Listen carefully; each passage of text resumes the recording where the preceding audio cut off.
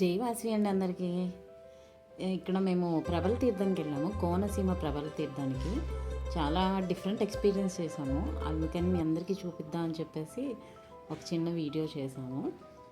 ప్రబల తీర్థం అనేది 400 సంవత్సరాల కోనసీమ సాంప్రదాయం అనమాట. సో ఇది ఆంధ్రప్రదేశ్ కోనసీమ జిల్లాలో నుంచి అంబాజీపేట మండలం కౌశికా నది తీరాన జరుగుతుంది. అంటే గోదావరి నది ఒడ్డున జరుగుతుంది. గోదావరి నది యొక్క పాయ అనమాట.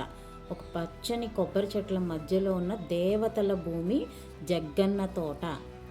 అదేదో ఊరు పేరు కాదండి, జగ్గన్న తోట అంటే కొబ్బరి తోట. ఆ కొబ్బరి తోటకున్న పేరు జగ్గన్న తోట. ఈ ఊరు చుట్టూ 11 శైవ క్షేత్రాలు ఉన్నాయి. ఈ క్షేత్రాల నుంచి ఏకాదశ ప్రభలు కనుమ రోజు బయలుదేరి ఒక చోట కలిసి సమావేశం అవుతాయి అన్నమాట. ఎందుకు అని అంటే అది లోక కళ్యాణార్థం.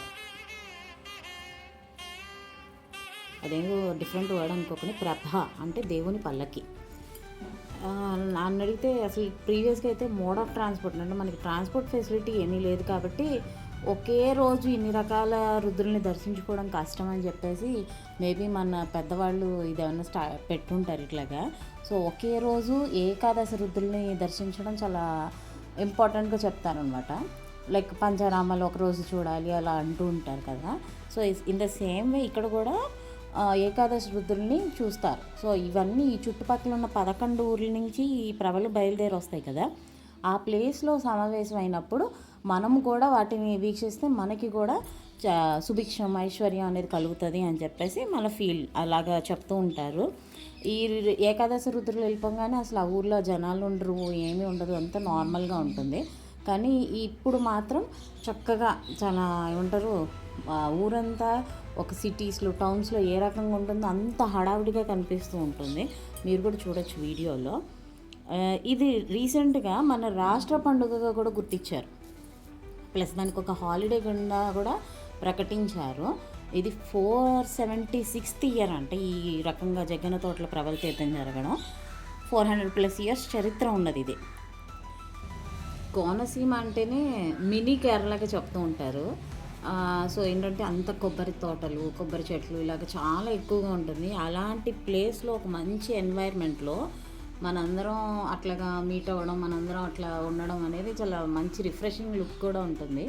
సో మెయిన్గా ఇక్కడికి వచ్చేటప్పటికి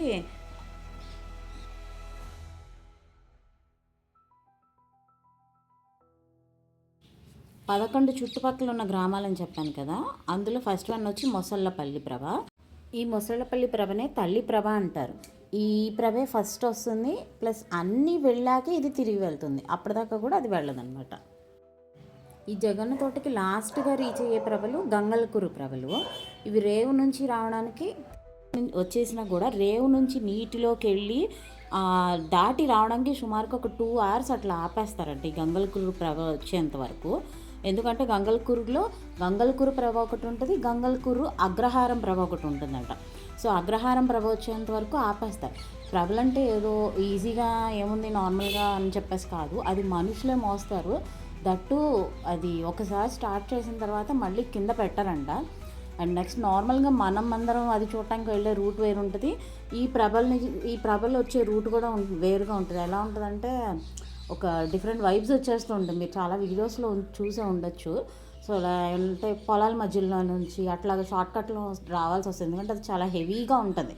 నార్మల్ మనుషులు ఎత్తితేనే పైన కరెంటు తీగలు ఇలాంటివన్నీ తగిలేస్తుంది. అలాంటి హెవీగా ఉండే ప్రభల్ని కొంతమంది ఆ ఊరి ప్రజలు వాళ్ళందరూ కలిసి దాన్ని మోసుకుని వస్తూ ఉంటారు. ఆ ట్రెడిషన్ బ్రేక్ అవ్వకూడదు అని చెప్పేసి. సో అంత హెవీగా ఉండే ప్రభని చాలా జాగ్రత్తగా మోసుకొస్తారనమాట. సో ఈ గంగలకురు ప్రభ వచ్చేటప్పటికి ఆ రేవులోకి దిగి, అక్కడ రేవు ఉంటుంది, ఆ రేవులోకి దిగి ఆ నీటిలో చూసుకుంటూ ప్రతిదీ రూట్ మ్యాప్ ద్వారా ఈ రేవును నాకు తెలిసిన కొంచెం ఇన్ఫర్మేషన్ని జస్ట్ ఒక వీడియో రికార్డ్ చేసి మీ అందరికీ చూపిస్తున్నాను. మీరు కూడా అట్లీస్ట్ మీకు వీలైతే ట్రై చేయండి చూడటానికి. ఎందుకంటే మన రాష్ట్ర పండుగ కాబట్టి. ఈ ప్లేస్కి రీచ్ అవ్వడానికి కార్లో వెళ్తే ఇంకా ఒక 3 to 4 kilometers వాక్ చేయాల్సి వస్తుంది. అదే బైక్ మీద అయితే కనుక 1 or 2 kilometers వాక్ చేస్తే సరిపోద్ది. అట్లీస్ట్ మీకు వీలైతే కనుక మీరు వెళ్ళండి. లేదు ఈ వీడియోని చూసి మీకు తెలిసిన వాళ్ళందరికీ